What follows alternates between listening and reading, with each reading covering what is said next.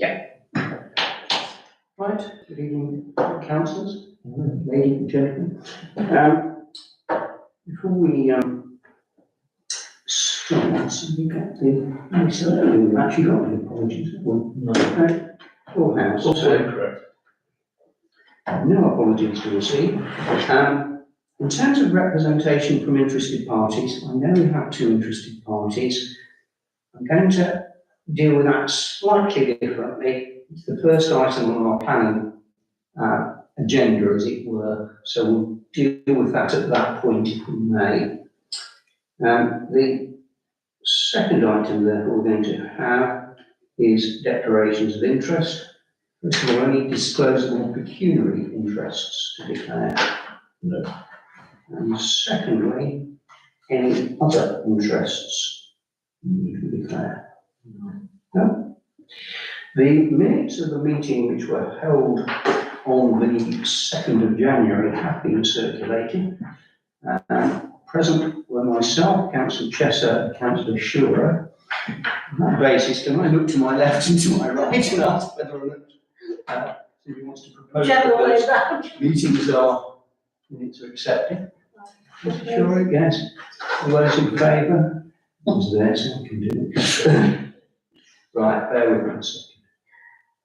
Okay, well, and that's 2 minutes.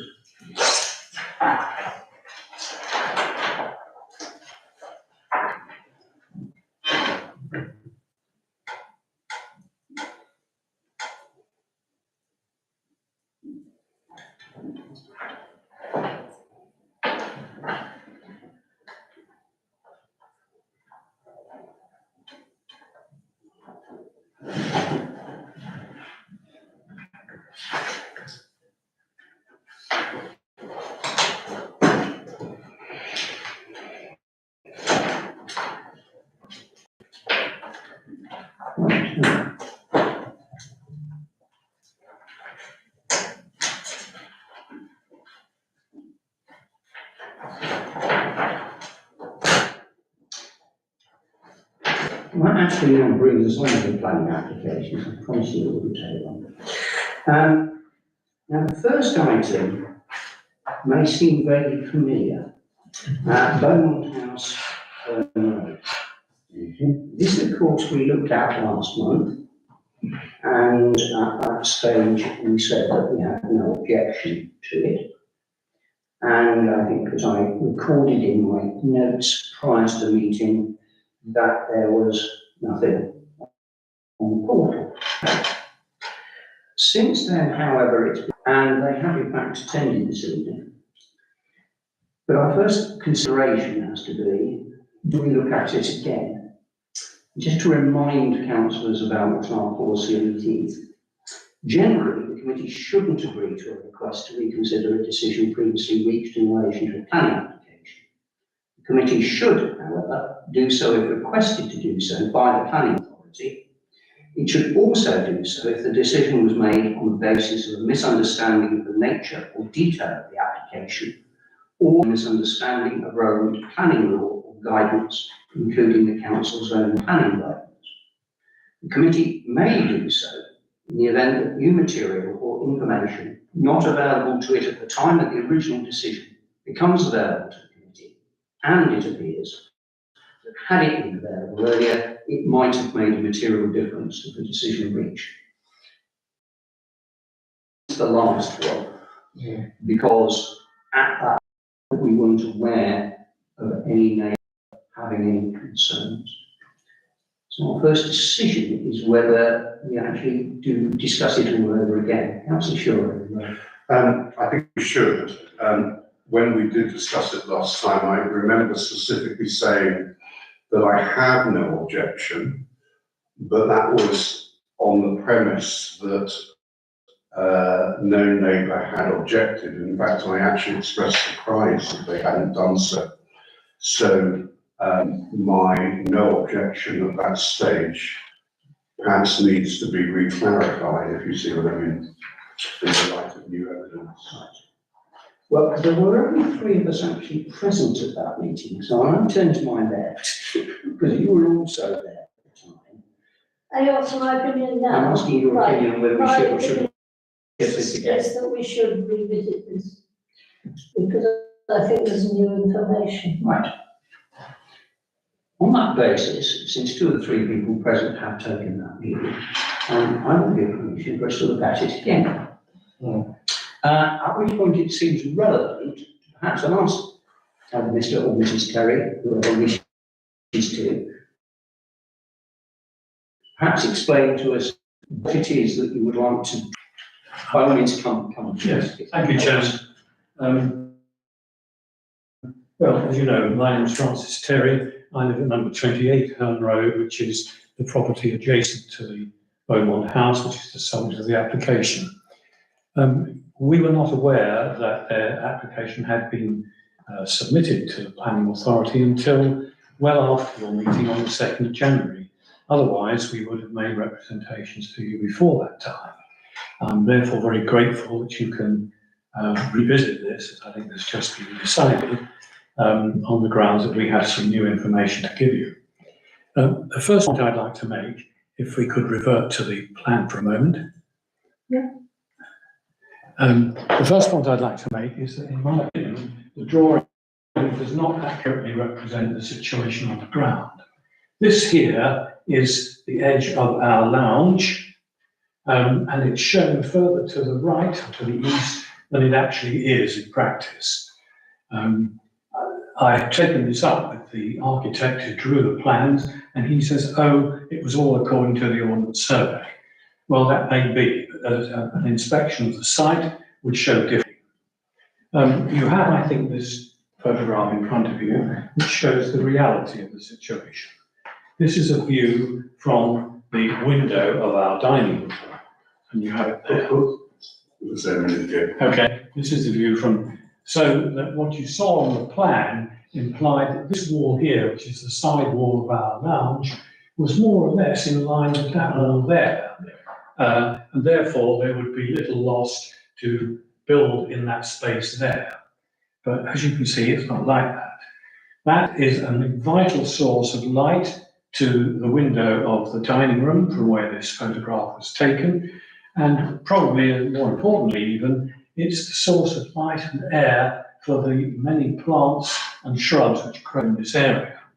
So I think we would wish to oppose the application on the grounds of an inaccurate drawing, a loss of light completely if that space was built in there, and a loss of amenity and a loss of air and sunlight to the plants. And I think biodiversity is important, especially in a very small garden such as we have here. The owner, the applicant, is an enthusiast for Porsche cars. I well understand that he needs garages in which to put them, but the site that he owns is considerably larger than ours, and I would have thought there were many other places that you could accommodate 2, 3, or however many garages he wants without blocking our light. Thank you. Does anybody actually have any questions, Mr. Terry, actually, what comes through? I think it's explained it really well. No, personally I don't, but give anybody the opportunity. Well, it's also the fact that there were 3 of us who were here on the last occasion to look at it. We've now got a full complement. So there are at least as many people who didn't express a view on the last occasion present as those who were. So it might be worth asking those who weren't present originally whether, in the light of those representations, you feel that we should now change our position, which was one of not objecting, simply in a sense to clarify, I appreciate what the main issue is in terms of loss of light and amenity. But what we've got at the moment, if you like, is that, although the balcony is there, and the spiral staircase, which is going to be moved to there, coming out on that side. This is the existing. Yeah, that's the existing. Yeah, so there's shorter barrack, shorter sort of balcony area, and we haven't got the the spiral staircase there. So if you show what's planned again, that changes, perhaps most significantly, we have this whole structure with two garages there and there, which according to the applicant are somewhat larger than the ones there and there, which they claim they can't really get their cars into. That is effectively a carport area. And it's worth saying that since we looked at the application, Highways, I think it is, have looked at it and said, well, we don't have a problem, but we want a condition that says that this stays open and doesn't acquire doors or anything like that and become a further garage. I'm not sure why, but anyway, that was their position. Clearly, it's single story, and if it was single story with a flat roof, we might be having a different conversation. But of course, what we've got is quite a significant roof area, and it seems to be, in effect, the existence of that which is causing the neighbours concern. I suspect that on one level, the fact that the gentleman wants it to house classic cars is to some degree irrelevant, but councillors may consider that it is relevant, as is rightly said, that that is a pretty large property with a lot of space.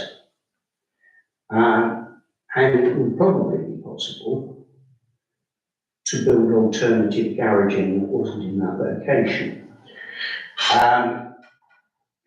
For those of you who perhaps are unfamiliar with the property, this is one I've actually been in the past, it was built by, and Mr. and Mrs. at that point had 6 children, so it's a pretty substantial house. They've since sold it and downsized, well, children at home anymore. And you've got a sort of driveway that in fact you can drive down to a circle and come out again. So it's quite an impressive driveway, so to speak. And this building, which is at the sort of, if you're looking at it from Herne Road, it sits on the right-hand front side of the property, is garaging below and living accommodation above. In essence, nothing changes with the living accommodation other than the fact that the spiral staircase is relocated. And we thought about whether that created any sort of an issue because the spiral staircase was kind of closer to the road and therefore closer to the school. But I think those of us who looked at it before didn't see it as an issue, although occasionally we have worried about external staircases where people may get to the top of the staircase and then have views which affect the privacy of third parties. It's not so much the staircase, obviously, that's the problem here. It is simply the bulk of the structure. Councillor Fletcher. I think they can solve both problems. We've already said it. Why do they need that big roof? If they had a flat roof, they could get their garages in, no impact on your sunlight. And so I'm very much in favour of the fact that it needs to change and it needs to consider their neighbours. They've got enough space to resolve this issue in the land they've got without causing any distress to the neighbours. Councillor Davis. Can you go back to the photograph, please? Yeah, that's on there. It's easier to. Can I ask when that photograph was taken? It was taken, I think, the first week of January this year. So what light do you, that's probably good light because there's no leaves on the trees. But how much, if you apply that into the spring through to the autumn, you probably lose the same light because the trees have got leaves on. And they're quite big trees, aren't they? As a matter of fact, no. The principal tree which you see straight ahead is some distance away. No, there's two that are highlighted on the plan application. Two are quite Oh, close. and there's one a little bit which is just visible to the right, which is an Amelanchius. It has small leaves. But remember that at later times of the year, the sun is higher. Yeah, I get that. Well, so you're going to get light, in your garden because the sun's high. So it's only the winter months where there is a possibility that there's certain light, which is dull evenings anyway. I only say that because the photograph that you've taken is taken in the winter and not in the spring and summer when it will show a different view. That's the only thing I'm saying. Because I looked at, and I've got it on here actually, if you search Beaumont House, Woodford's, the estate agent sold it, I don't know when they sold, a few years ago, well not that long ago. I don't know how long he's owned the house.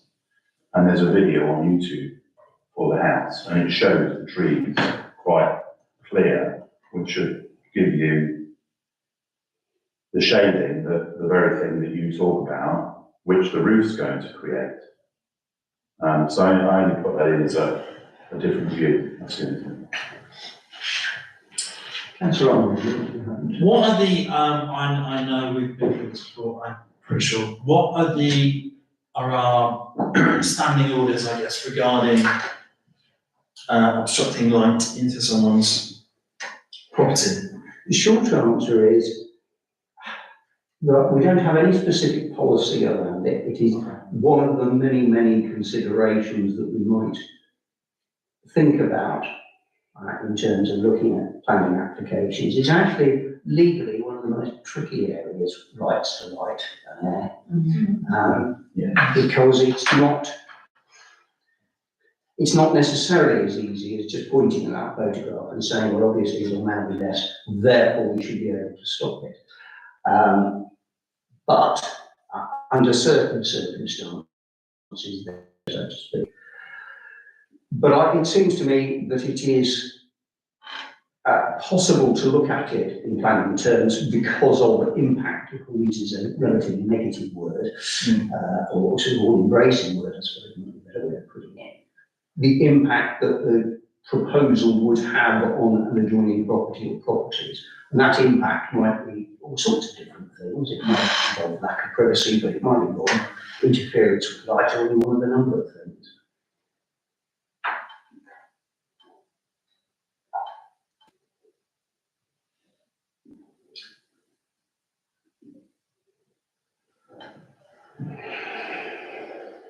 While you're thinking about it, Councillor Chesser and Councillor Shore, does seeing what you see and hearing what you hear affect the view that you took previously? No, it doesn't. Okay. Councillor Shore. I think had we been given this information at the time, I would have been generally opposed to it on the basis that they could, as has already been mentioned, potentially achieve the same outcome, but without, shall we say, the annoyance of neighbours. I don't understand why they need a roof so high over what is essentially a castle. Particularly if they're Porsches, because the Porsches know that I am a It might be a little high, but yeah, I take the point. Yeah, I think there's a difference between the oppressiveness of a roof or a building of a side, as it were, solid side, and greenery, whatever it is. I'm okay with greenery cutting the line, but I'm somewhat unhappy about, again, this large roof. Yeah. A bit overbearing, I think. I mean, had that been known to me at the time, I would probably have thought about it in a similar way to Councillor Fuller, that it would be perfectly possible to build a garage that would meet the expressed needs of the applicant without actually necessarily having to have a pitched roof on it, when that pitched roof may well impact adversely upon a property that lies pretty close to it. If we were to go back to the planning authority now and say that in the light of are being made aware of the representations and having looked at the matter again, we wouldn't necessarily object to the idea of extending the garage block. What we do have an issue with really is the actual roof structure that's on it. Now that, in a sense, it means that becomes an objection, but we're giving a strong indication to the applicant that if they were to meet that objection and it came back before us, the probability is that we would take a different view. I seem to recall, for example, we took a similar view, funnily enough, with an external staircase on the garage block, at a property across Stock Road, where a neighbour was very concerned because of the overlooking issues from external staircase, and he said, well, if it was an internal one, we wouldn't have a problem with it. It did eventually come back to us with the plan for an internal staircase. That's for sure. The other minor thing, unless I'm misreading the plans, and I should have spotted this first time around,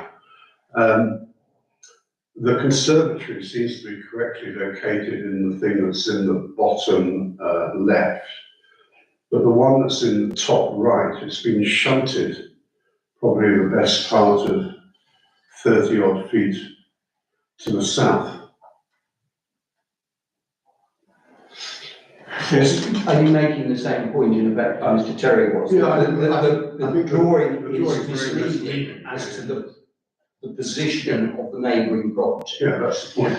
Which I have to say has been a bugbear at times with applications where we look at them, perhaps either isn't drawn to our attention just because of our own knowledge, we look at it and think, hang on a minute, that isn't how it actually The looks. architect's giving the view that there isn't a property behind where they're building that. Well, that's just simply not the case. I could show you a plan of our property, which clarifies this for you if you wish. I think we're pretty clear about that, and I think again, I mean, it has more to do with our revisiting the application in the sense than our view on the application, other than that. It's the roof structure that's the problem. So let me just ask the council. We have the option to stay as we are, no objection. We have the option to object on the basis of the impact on the neighbour, etc. And we have the option, I think, to object, but make clear that were revised plans to come back, which indicated a flat roof that perhaps wouldn't have the same impact on the neighbouring property, we are likely to take a very different view. I'm happy to propose that, the third one. Everybody demur from that approach, but we've got a feeling that that probably is the majority view. I concur with that because we've already said there's no objection. Yeah. So we're meeting halfway having looked at. I mean, that drawn to our attention. Okay, so. I'll propose it. Yeah, I don't really need a vote. I think You it's don't? clear It's enough. just a matter of. No. Yeah, Okay. so we will change our position on it, and we'll have to go back to NNC and explain to them, A, that we have, and B, why we have, and C, what our new view is. And they want me to write that one, right. So, thank you for coming and drawing that to our attention. You are welcome to stay for the rest of our meeting. Yes, stay in this. Right, what else is happening? Take care. If we're planning on leaving, we'll just give you a moment because it's slightly disruptive last week. Thank you very much. Take care. Thank you. Thank you. Bye. Do you know that? Right, back to something approaching normal, let's put it that way. Well, Just create a little electric space, and brought that guidance with us to remind ourselves of the Thank you, Chair, that was circumstances very helpful. in which we might look at things It's afresh. almost over the development. All properties actually in Anglesey, you could talk about overdevelopment of a huge property with Is that very still on? ample Is that on? land. Well, I know what you mean. Is that going to be an attic bedroom? Or like the one Well, I across think the street? Secret story. Yeah, I think we did worry about the prospect at some point of them and building it 2 stories the whole way across. That's, And we did, I think, say that we were unlikely to be very happy with that. No. Let's move on. 16 Rockingham Hills. Something perhaps a little bit more routine, I call it that, but it involves garages. A conversion of an existing garage to a ground floor bedroom and accessible wet room. The construction of a new garage to the side with driveway alterations and a flat roof extension to the side of the previous extension with new roof lanterns, canopy and roof finish.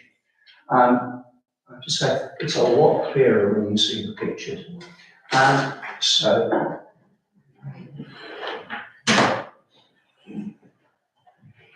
So at the moment, this is looking at it from the rear. You see there is an extension, a slightly odd scenario because the roof doesn't go to the far end, there's a flat roof, is it, outside. And you'll notice the nature of the window there, and indeed the style of the windows generally. If you go to the plan that shows the same elevation as proposed, that window becomes in effect a sort of French door effort to match that one. And now we have windows all the way here. But what we've also got is this whole thing extended, the roof extended now to all but the very, very end here. A couple of roof lights. Those are the side lanterns as well. And if the people are familiar with the properties in Rockingham Hills, they're all sort of Bradstone type. And the plan is to build it in the same material, so this extra bit will effectively match. And the windows, with the exception of the skylights, are designed to be consistent with the rest of the property and indeed other properties on that same development. All of this presages a very large scale rejigging of the downstairs. It's fair to say, if one looked at the floor plans before and after, you'd get a very clear picture of how things change. And that now shows the redevelopment.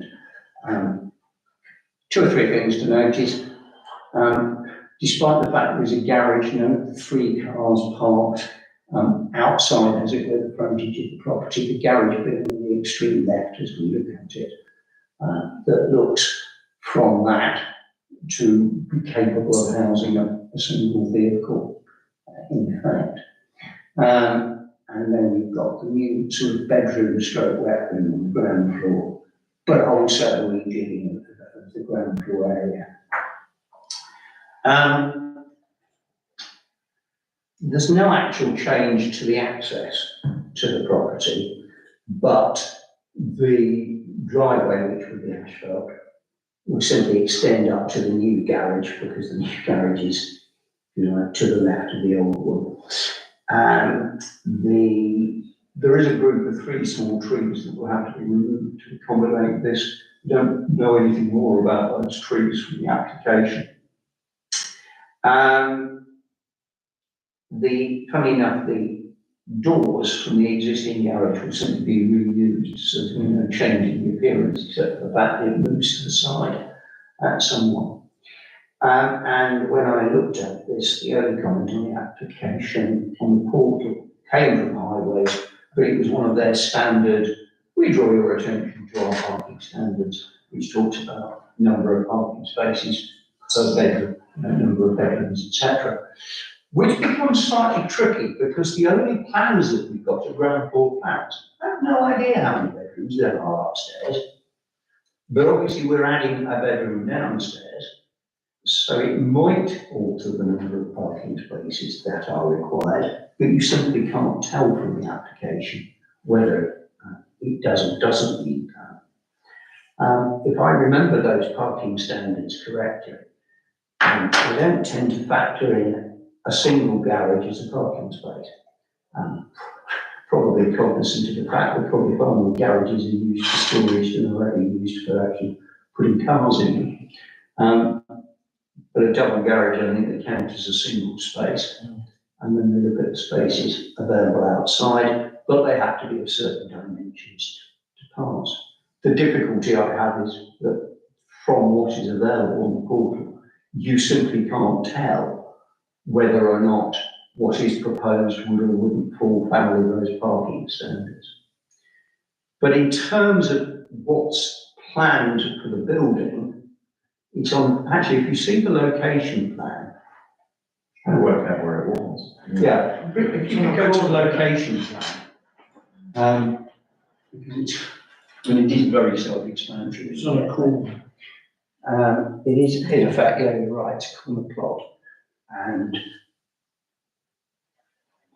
so here's the plot.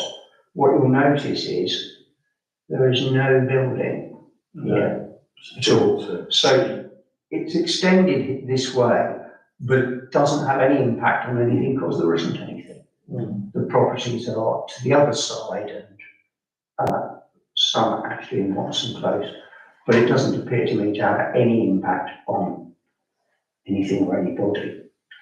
And as you can see, there's quite a lot of that space in front of the property, although they show the parking as being there. And I suppose if you were at a push, you could park it over there as well.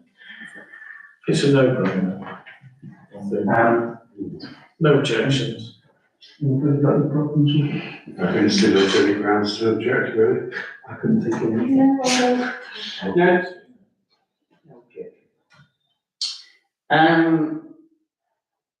Right. Road again.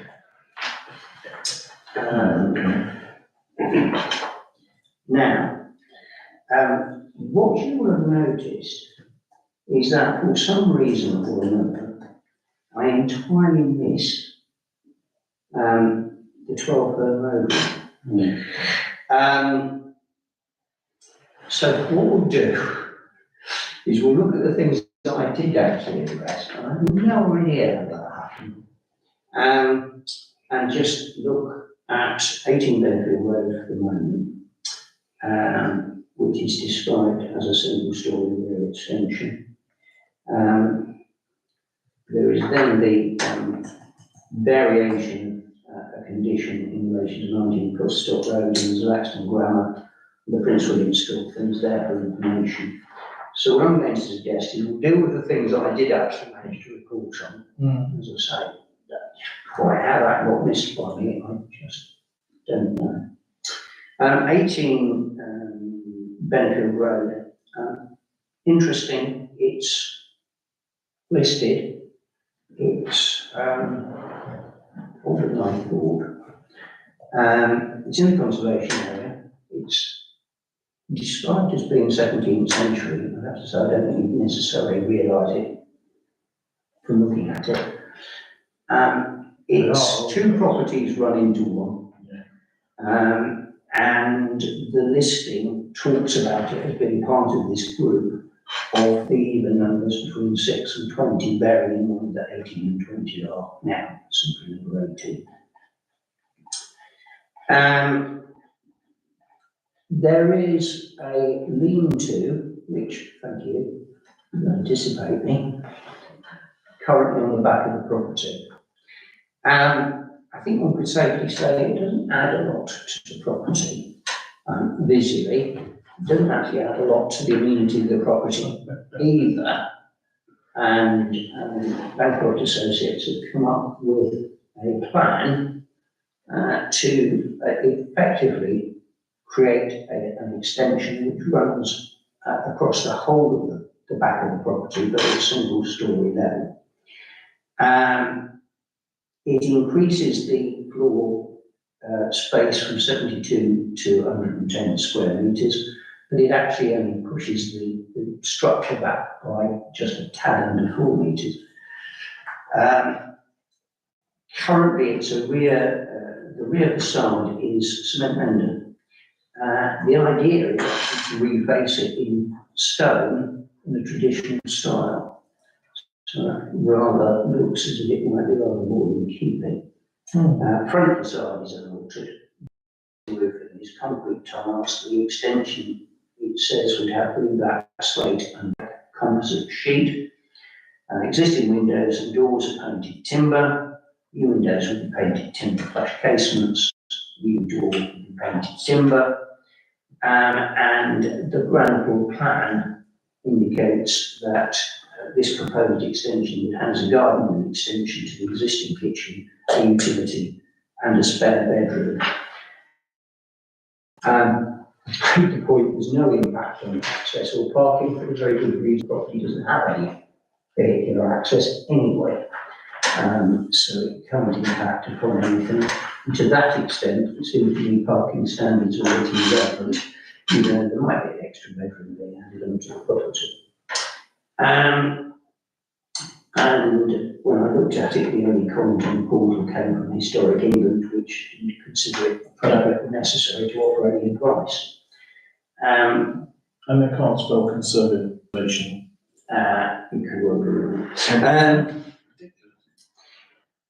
No, I'm nothing wrong with this, that's behind, isn't it? Thanks, David. I don't necessarily object to I think it's going to enhance it and help it. The only concern I have is that what's going to happen with all the building materials that are going to come along that road, because it's right opposite our car park. It's very narrow, and I'd like to think that if that's the first one at Benfield Court, isn't it? That house, that one's the first Benfield Court, and as you get with the rail, Can you bring up the outside, location? the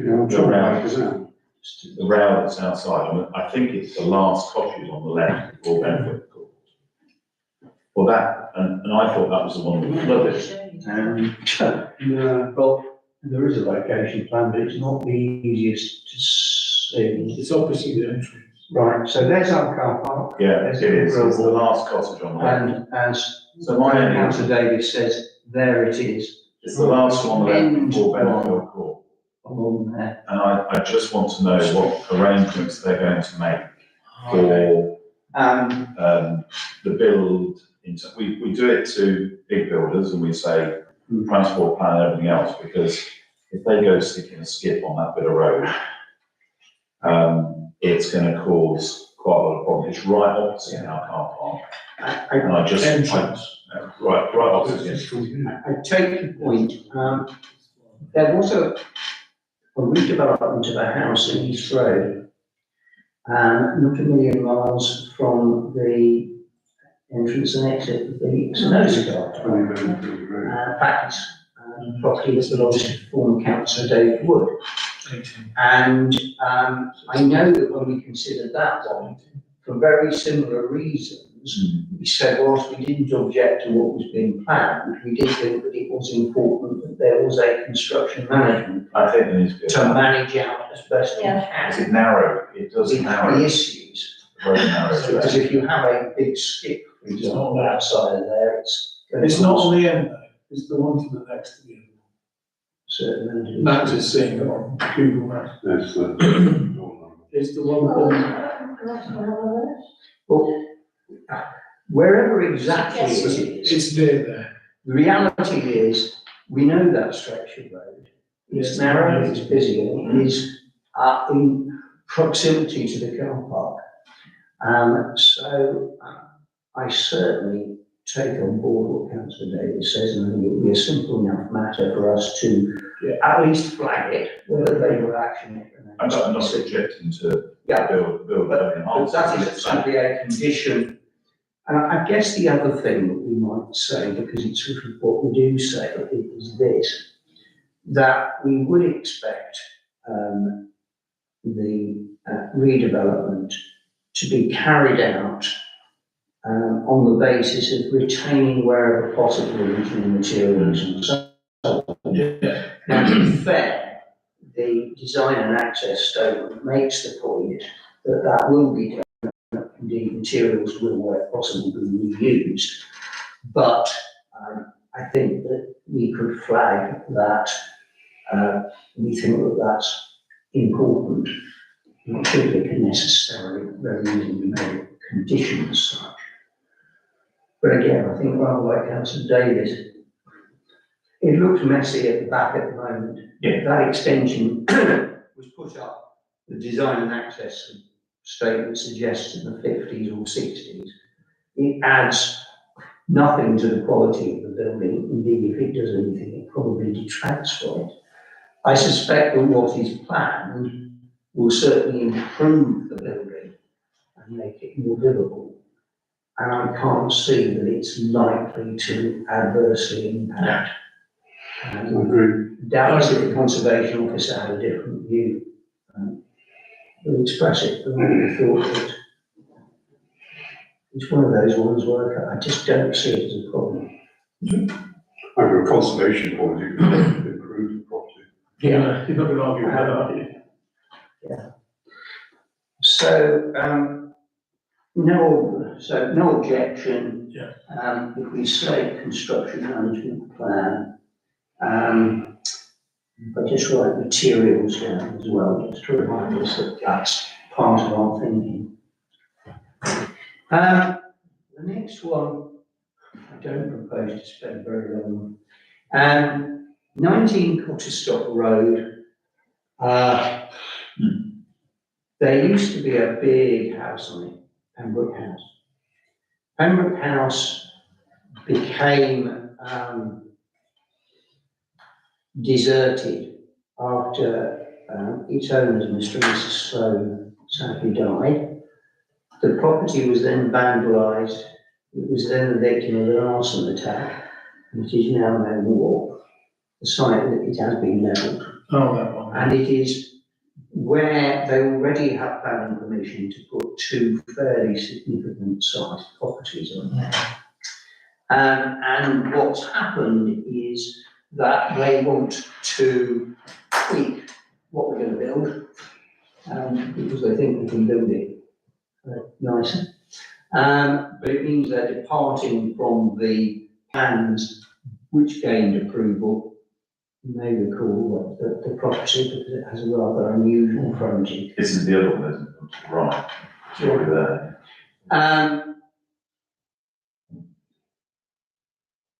I find it difficult to see why we would get very excited about it. Has anybody has seen something about this that I just haven't picked up on? No, I didn't see it. Nope. Right. No objection. There is this concern about the glass that's being used, isn't there? Oh, yeah. Um, Oh, yes, I write it on the note and forgot to mention it. Yeah, there's a balcony. If you go to, actually, I think it's the floor plan shows it best. You can go to the first floor plan. No, that's not it. Floor plans proposed, try. That looks like the manual to me. There we go, first, try that one. There we go. Right, put it down. That is the balcony. Yeah. Off the master bedroom. You've got the master ensuite with everything else. And the person who's posted an objection is worried, as I've read it, that this is going to be see-through rather than obscured or opaque glass. I have to say, I looked at it I can't see anything on there that tells us one way or the other what it's going to be.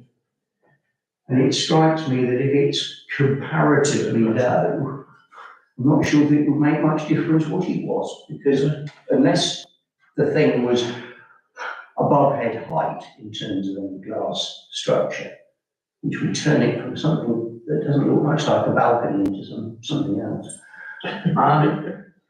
I was struggling with that objection. But I don't know whether anybody else took a view. No.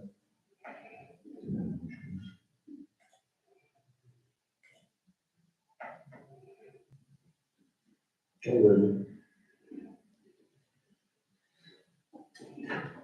don't hear anybody getting very excited about it. If I were to suggest a no objection to it, does anybody want to say anything different? No, No.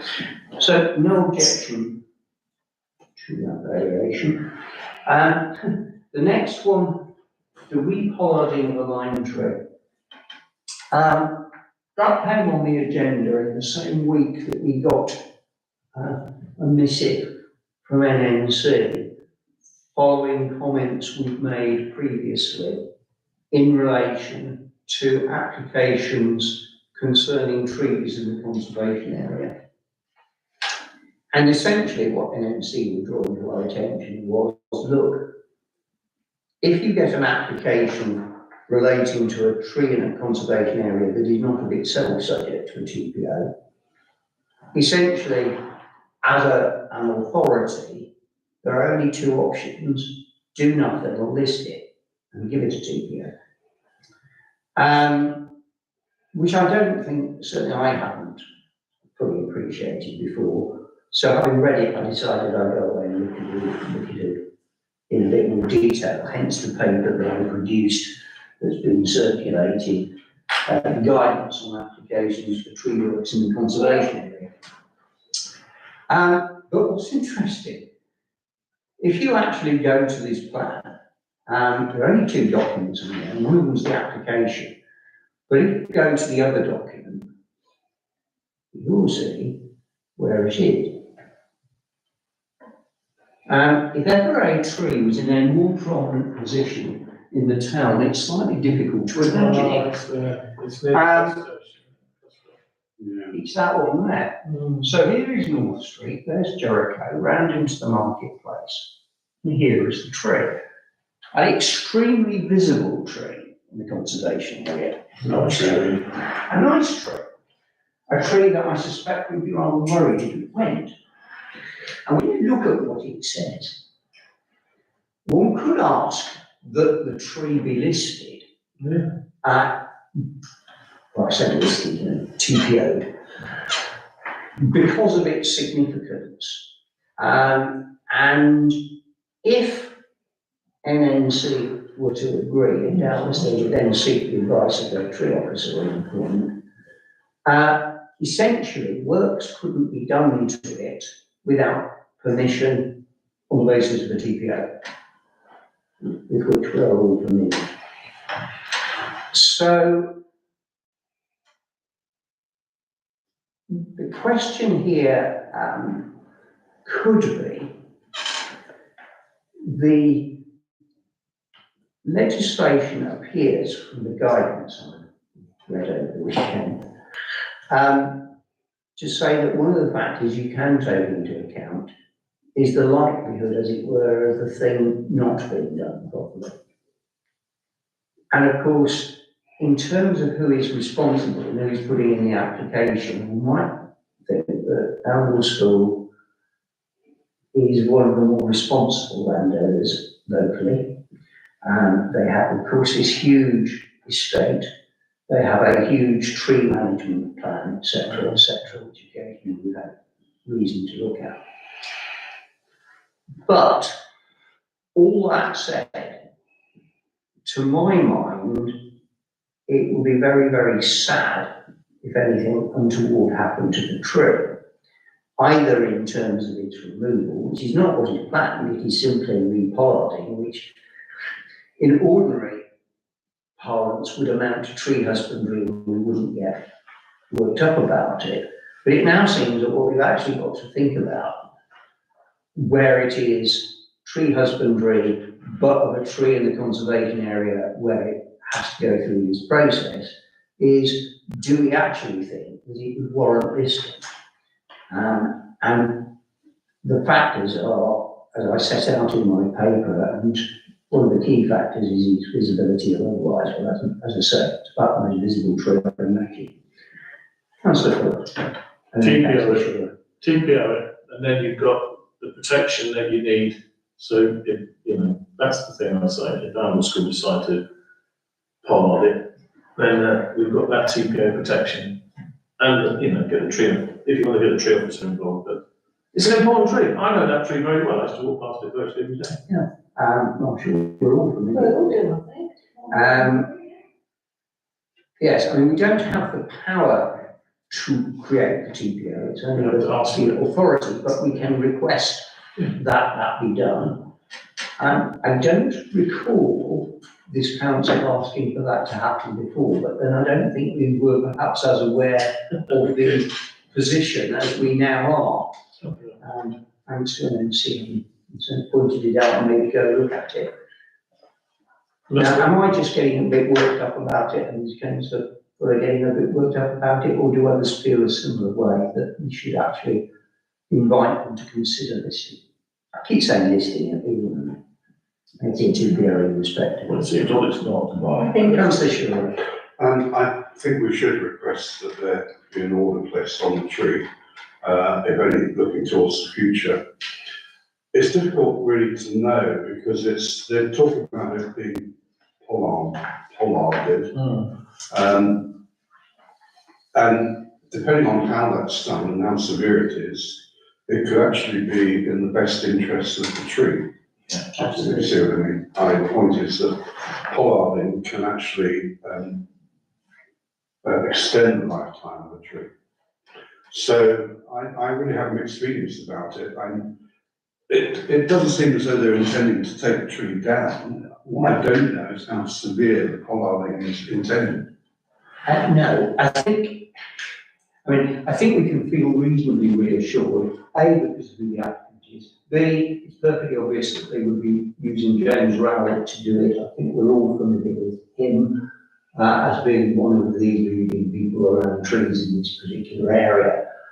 But I don't think that's the entire issue. No, Because of the significance of that tree, given its location,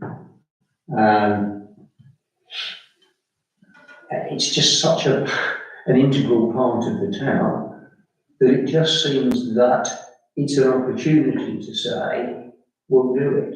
It won't prevent our school coming back if it was made subject to the TPO with a proper application. Quite frankly, if it came back with an application to pollard it, we'd look at it, say it's tree husbandry, and as long as the tree officer is not worried about the specifics of what he's planning, let him get on with it. But it would give some protection. It might send out a bit of a message generally as well. Yeah. So if we're going to do that, we should let Hamilton School know that's the plan, so we let them know that we protected it because we think it's very important. But there's no reason why you can't then reapply. I think it would be good PR to say to the school, look, when that application came forward, we decided to invite an MC to consider placing a TPO on it. However, we are conscious that what we wanted to do was this. We take the view that if the TPO were made and the application was simply resubmitted, it's unlikely we would have any objection to it. Our fear is, as it were, for the tree in the long term, and putting some protection in place for it to seem to make sense. I think exactly right. Everybody happy with that approach? I think, yeah. Right. Just my vote. The one about Prince William School, which is discharging conditions, which was there for information, is just simply that there were conditions in the planning commission with which we are very familiar. And there's certainly various things, and that's National Planning Authority. Now, with my apologies, reasons, as I say, that entirely escaped me. I missed the application for 12 Burn Road. Can we bring it up? I did completely miss it. I just never even looked at it. There's no. Normally, I make a list of these things as they come in and make sure that I then write them all up, and then I check them against the agenda, and I still missed it. Oh dear, there's 15 documents on there. There's the NNC document which says about access and all that stuff standard. And there's Right. a comment from Nature Space about newts. Okay, But well, there's no yeah. issue. Nature Space always comment about use. It's their job, really. Right, I'll tell you what we'll look at. Let's have a look at the existing elevation to start with. It's always a good idea to fix it in our minds. Right. To say, I've seen plans that I think are somewhat easier to look at, but there you go. So that's existing. Can we then bring up what is proposed? And there's usually two lots of proposed elevations. First to look at here. That is slightly easier to gauge, but it's very difficult to compare and contrast, it seems to me. It's a massive house.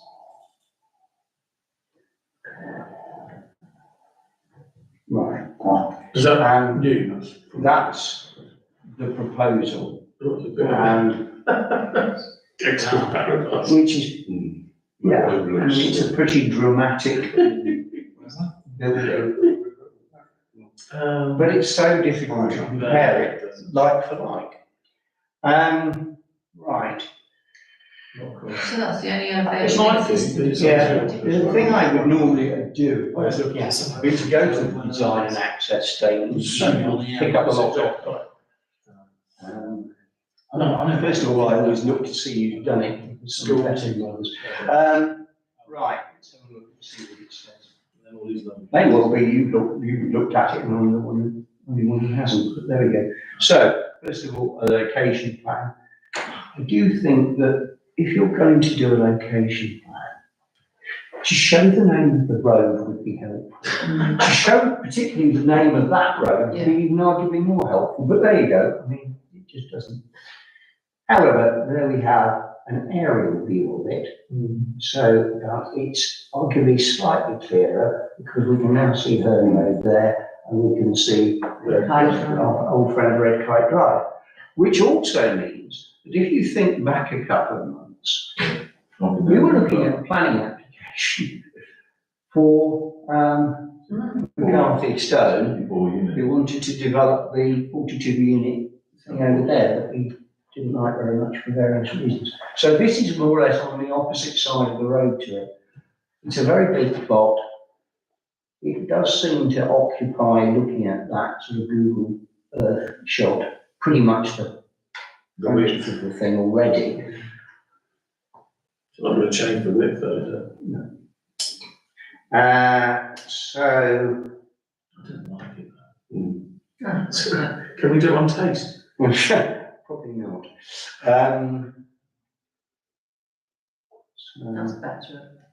Yeah. Showing before enough, isn't I mean, what it does is transfer No, just a bit clear. a property that probably looks as if it was built in about the 1950s, and you look at it now and you think, yes, it's had a sort of 21st century makeover, effectively. At least that's my impression, just looking at that.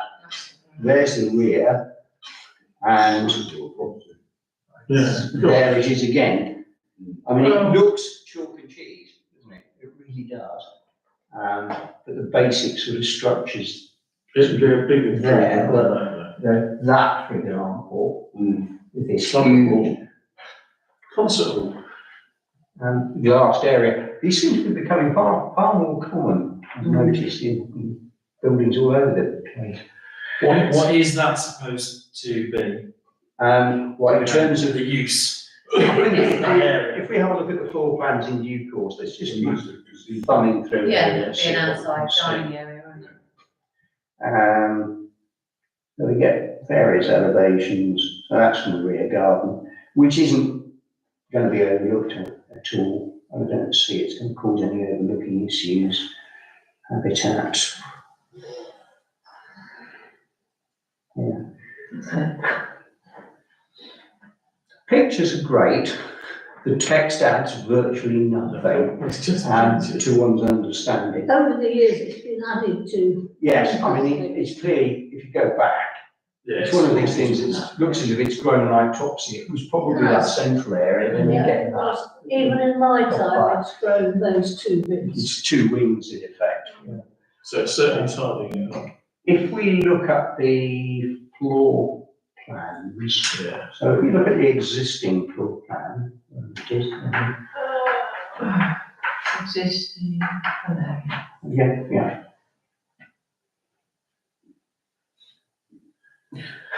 Clear as end. It really isn't that easy to work out. But there it Lots is. of rooms. For what, lots of rooms, yes. 1, 2, 3, 4, 5, 6, 7. Don't really call it 7, 8, 9, 10, 11, 12. I mean, you're about 14 or 15, I would have thought, as it is. Okay, let's go and have a look at what's Ground floor first, floor second, floor ground floor first. So, an outdoor covered entertaining area, all the rage these days, That's what that is. kitchen, a pretty large kitchen area. Just need a bit more space. So, A sitting room, a separate snug, a downstairs office and a downstairs study.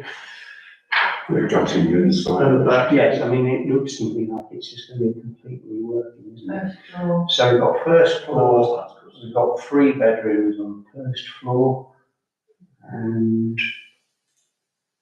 we've got second floor, and a 4th bedroom up in the, it seems up in the gods from the look of it. Looking down. There's nothing to object to apart from taste. Apart from what? Taste. Well, yeah. But it's Not they're not, focused on not taste. changing the, they're not major changing it, are they, in terms of space? Um, Apart from the triangle. Well, as others have said, whether one likes it or one doesn't, the reality is it's difficult to see what in planning terms one could find wrong with it. I'm not trying to find There's fault. no objections on there. There's no objections on there. No. Walls are like, There are a couple of comments which yeah. were mentioned, but nothing that I think needs to exercise us. And in a sense, I'm not surprised there are any comments because it doesn't really seem to impact It anything. says well on the plot, it's not really going outside its blueprint, is it? No, It's just footprint. Yeah, it's not having any impact. The footprint's pretty much. Footprint's similar, it's just remodeling the whole house. If you look at Yeah. the rear view of the little turret thing. It's just the whole thing. Yeah, getting rid of that. Yeah. I mean, in terms of the living accommodations we offer, I think it's going to be appealing to quite a lot of folks. Yeah. Get a distinct impression this is no objection. No objection. Me. No. Right. Yet again, my apologies for completely missing that. I'll do that next month. I think I've done that before. So that brings us on to planning outcomes. We noticed that we made various observations on various applications. And Did you miss something? I mentioned it earlier, simply it's a discharge of conditions, it's nothing for us to, let's comment on, it's just there for information purposes, to show that they've actually ticked off a number of the boxes they had to tick off. But in terms of the planning outcomes, there's nothing there particularly for us to think about. But there is one more item, on here, which relates to the property known as 17 and 19 West Street. Councillors may recall this one. It was a retrospective application that came in the end about the replacement of windows with UPVC double glazed units. And we didn't like it. And we objected. And NNC didn't like it, so they refused it. And the applicant appealed it, and the applicant lost the appeal. What now seems to be being said on behalf of the applicant is we were misled, chaps. We were told it didn't need an application. And that's why we ended up applying retrospectively, and it's just very unfair. My thinking is this, in no particular order. I cannot believe that the applicant is unaware that the property is located in the conservation area. And if the applicant is unaware that it's listed, he ought to be. And if the applicant isn't aware that you need permission to do these things when you've got a property that is listed in the conservation area, he ought to be, because ignorance of the laws, they say, is no defence. Yeah. He may, I'm not saying he wasn't misled, I don't know. It appears from what he is saying that he was. How on earth that happened is another matter. Well, I presumably, also have to say, it seems to me, that whoever actually undertook the work must also have been fully aware that it ought to have been the subject of an application. Now, it's not their job to check whether the application's been made, but I would have thought that it is likely they may have said, at the point at which somebody is ordering this stuff, you are aware, aren't you, sir, that before you actually think about doing this, you will need permission to do it. So the fact that it's ended up happening without permission means that we are where we are. Ultimately, what the planning authority does about the situation that's arisen is a matter for it. We don't have jurisdiction. If it takes steps to enforce, you can't really put back the windows that were taken out when they're out, gone away in flesh. But it may be that somebody will say, you can't do it in UPVC, you've got to have conservation style wooden windows, rather than that which you took out. If the applicant was misled in any way by anything that NNC said to him, his remedy, it seems to me, is to take it up with NNC and pursue it through the ombudsman if necessary, and try and say, well, if I hadn't been misled, I wouldn't have suffered the financial consequences that I have done, and they should effectively compensate me for it. But that, it seems to me, is not a matter for us. And if they are asking for us to, as it were, back in some sort of argument with the planning authority, I'd have to say that I don't think we should. But I'm open to persuasion if anybody disagrees with me. I think he's confused. He might be saying this building didn't And well, yeah. No, we're We've all just seen objections. No, I'm the with you. email Yeah, messages. Totally with you. But no, what's the number? And we can't It's set precedent of. 17 to 19 North Street. Just cause. You can't set a precedent as Max says. We've got to stick. No, with no. it. It's got to be reported. Yeah, if you go back to what I started this meeting with and our principles about when can we look at these things again, I have to say that there's nothing in there that suggests that after it's already been turned down by NNC and indeed refused on appeal, we should suddenly bob up and say, well, actually, we've changed our minds and we now support it. Would be very controversial. It's outside of anything that we previously agreed to do. And I personally contemplate going there. In which case, I think that all we could say So it says, yeah, sorry, Charles. I was just going to say, my view is that all we could actually say is that we've discussed it, but we consider it a matter between him and NNC. Yeah. Because on the, in his original, when we originally talked about it, we mentioned that item 10 listed building alteration, it says retrospective planning. As we were not aware the building was listed. Remember, we had a conversation, I sat here, and we talked about it, and we searched for it, and it was listed in 1955, I think we found it. Yeah. And I'm like, well, come on, people.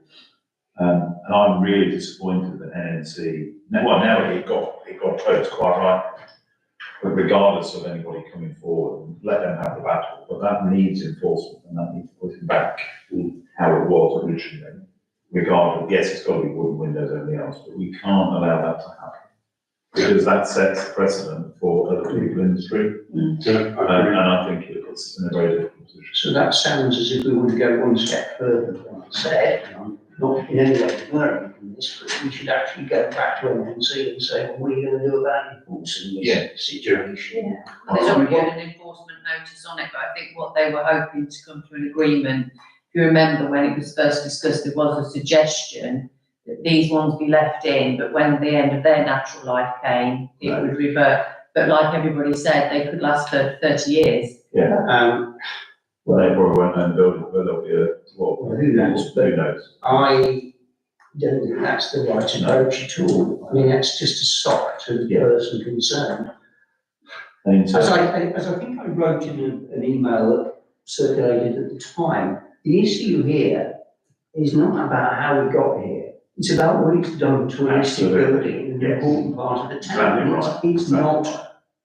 I mean, it's these not right, and if it can be put back, it should be. And do you know what, it sits with me, it's that, oh, you've done the first floor, but you haven't done the ground floor. Yeah, I know. And you know, it just doesn't sit with me at all. Why didn't you do the ground floor then? Was that because you ran out of money? Was it because you knew there might be a few more people that might have said at the time, you know, you're not allowed to do that? And I'm sorry, I think if we It's just, not a defence, just saying I didn't know. It's not a yeah, it's not a defence. defence. Ignorance is a defence in law. And to come back and go, well, I wasn't told, oh, yes, you were, oh, no, you weren't. I'm sorry, that doesn't wash with me. Councillor Chester. Thanks. Sorry about that. Oh, we tried so hard. I know. Yeah, The just floor going is back yours. to our experience of the element concerned. We have enough experience of this person to know that he has quite a lot of experience Oh, okay. when it comes to, am I not right, Chairman? I think you probably remember.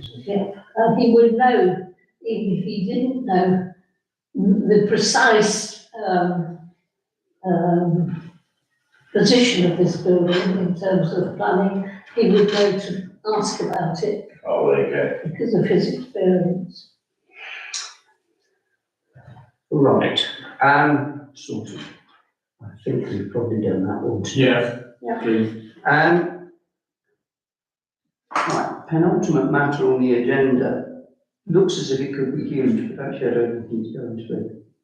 To receive an update on the local plan part 2 and decide next steps. The update is, it now exists. Yeah. The plan has been subject to inspection. The inspector made various observations upon it. NNC have now tweaked Read it. it. Last month, they formally kind of ratified it, all over the relevant languages. So the local plan part 2 has now superseded the Rural North Anglian Fraction Plan, which is effectively no more. Of course, the extremely odd scenario that we now have is that this document allocates 3 sites for residential development in the town, all of which now have planning permission, one of which is currently under construction. It does not allocate any further sites. And the next clear battle is going to be when the next significant planning application comes in, and the applicant says, just because it isn't in the local plan part 2 doesn't mean that it isn't needed, and it should be there, and we are meeting the need, etc., etc. So in terms of next steps, we can't kind of change history. I am aware that Councillor Reichelt, although he does not sit on this committee, exchanges with one of our unitary councillors, Councillor Bess. Ostensibly around the issue of the surgery and the adequacy or otherwise of it. But in the wider context, Councillor Rycroft was making the point that there are all these planning permissions for development, and you, i.e. NEC, should be talking to us now about how we deal with this situation, and indeed should be talking to Lakeside. Now, in the wider context, that's a matter for full council. But as a council, I am extremely concerned that the plan that is now there is going to run for many years to come. And I will be absolutely staggered if we do not get more applications. Indeed, if you think about it, we've already got McCarthy Stone, and I want to put that 42 unit development there. That is a fairly significant development in number terms. It's even more significant in terms of its impact if they're right about the demographic who live in it. We're aware of the application in respect of Benfield Road. It's much smaller scale, but that's another 14. Add those two together, that's 56 more. That's on top of 130 plus 130 plus 50, which is 310. So 310 plus, where is this going to end? There is no new infrastructure plan. And we know that they're already starting work on the replacement for the local plan part 2, because we've got consulted about it, though it's gone relatively quiet. But we should be thinking about these aspects, and I think, and so it's getting out again and trying to engage with people. And it has been suggested to me by more than one person that although we abandoned our neighbourhood plan, we should consider revisiting it, because if you like, the whole ball game has moved on.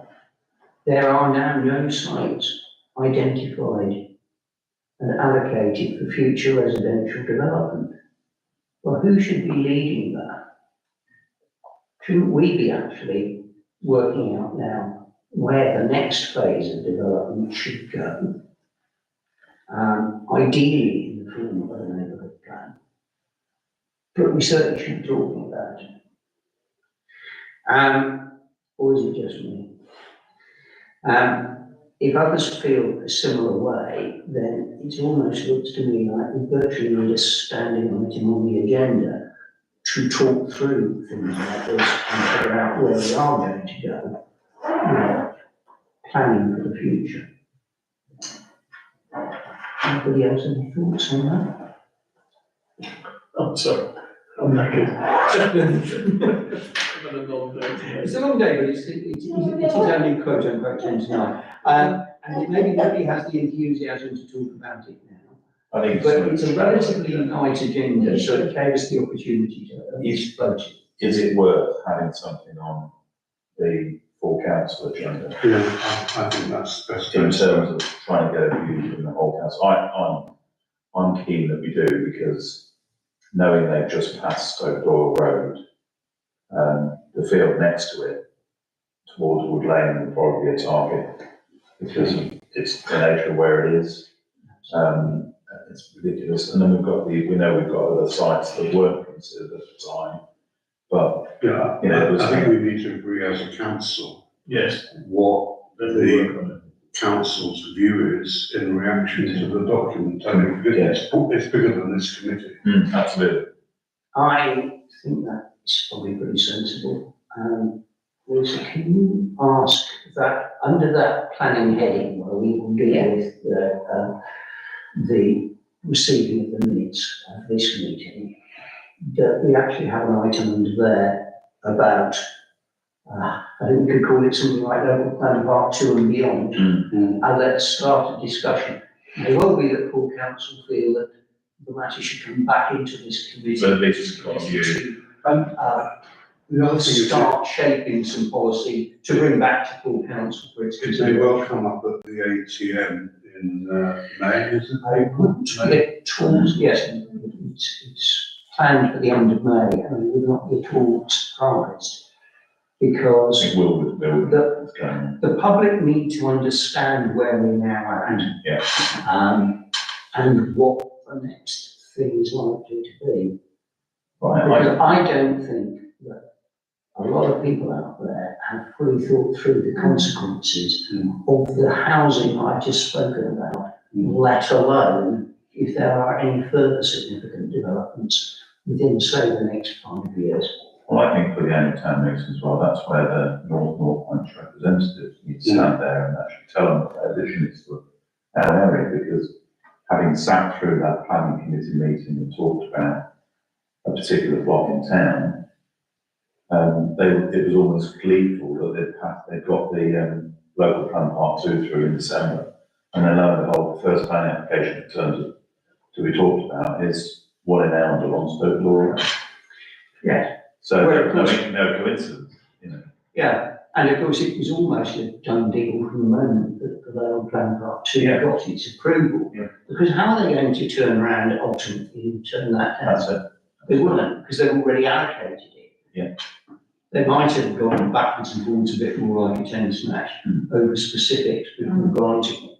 But it was always going to get its permission once the principle behind the Local Plan Part 2 is established. But what we have now got is a scenario in which there is no plan that covers anything more. But people are now and suddenly start thinking about it. Right, I think we've talked that all through. Facts and figures, any other relevant matters for the report? No, I don't have any, Jason. So David? Just a brief one. I briefly touched on, I went to the planning application for Stoke Road, yes, it got passed.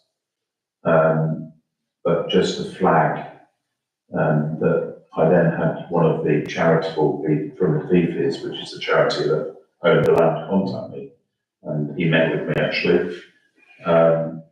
And he was, he expressed concern because what we didn't know is that the option to buy the land ran out in the summer. So actually David Wilson Homes put the planning application through to the committee on the basis that the Fifis could have said no, and they didn't in the end at all. So, and what the Fifi was saying was that I'm not I'm not reaching conferences here. And he was concerned about some of the things we talked about, and I said, well, that's down to you, and the offer from me was, having spoken to David, we were trying to get, if the Fifis wanted to reconsider anything in relation to that piece of land, because the option to buy had gone, then we would be more than happy to have a conversation with them, with a meeting. As it was, it went to their meeting last week, and they basically said, no, planning application's gone through, and who are we to interfere with the process with regard to an NC? That's fine. I accept their decision. That's fine. That's what decision they make as trustees. The flip side to that is we just need to make sure that the allocation of land that we want for the cemetery, make sure we get that and written up as soon as they start, so we're not left in limbo years on years thinking, aren't we going to get that land? And I know it was written in the committee papers, but it didn't say, it was almost like written in, it's there, because that's another negotiation we're probably going to have. Well, perhaps more than the negotiation, we could be saying to David Wilson Homes, right, stake it out now. Yeah. We want to see on the ground that area clearly delineated. That's the type of thing I think we'd like to do, so we know we've got it. That probably needs to come from full council rather than from this committee. Yeah. So under planning, at the next full council meeting, can we also put, just something about Stoke, Well, I think put the picture up. Stoke Moor Road development, and then we can talk that through. I think it'd be good to get Explain. that, let's put that, I agree, you're absolutely right. Let's put the marker down so we know we're putting them on notice that we promised this bit of land. It changed from the, whatever the percentage is now, 7%, whatever it is. Let's make sure we get it on our terms. Yeah. So, Thank you for that. That's all. Yeah, more of a question, much lower level. I know recently there was I'm not sure if it was discussed at the last planning meeting, the coffee shops having licenses outside. It led me to thinking about something. What are the rules for, let's say, a local charity shop wanting to put a sign outside the front of their shop, chalkboard sign? What are the rules with things like that? Do we? There is a policy that we have as a council about tables. Okay. Those things. I can find it, I'll let you have it. But I'll get it up and put a copy of it with me there. In terms of planning rules as such, I have to say I'm not entirely sure. There are obviously issues around putting anything on pavements and highways. There's always that issue. But certainly we as a council have got distinct policies about it, which may have some application because it might be as well if you were familiar with them in the circumstances that you're just describing. Yeah. Well, I think there's a licensing situation now. It might well be. Yeah. Lisa, can you sort of look at that and let us all know, over and above, as it were, our own policy, which may or may not need revisiting anyway. And you can only do it if it allows, I forget what the distance is between the board and the pavement, the edge of the pavement. Yeah, And they there's come gotta be and enough measure it, and, space to pass and Yeah. all sorts of things. I mean, the problem, sorry, I'm interrupting you, but I'm going to. No, that's fine. The other problem is, personally, and I think there've been a number of us in the past that feel that too many of those things is dangerous. Yeah, There's I agree. Lots of blind people, etc., using, or disabled people, deal with people with vehicles, not street vehicles. Particularly difficult in a town that's full of pavements that are exceptionally narrow. Yes. And not easy indeed if you're pushing a pram or a pushchair. Yeah, but it's a good point. So we don't kind of go out of our way to encourage them, I would say. I think that's very fair.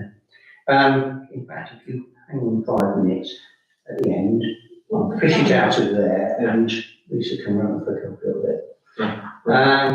That's sure. Yes, some months, I believe, ago now, we discussed a houseboat on the River Leeds. Yes. And I was wondering what had happened about that. Still there. Because I walked, well, not only is it still there, but I walked past it last weekend.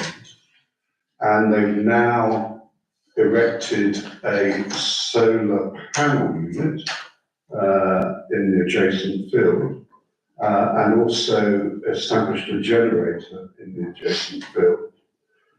And the point is that they seem to now be extending the use of the field as well.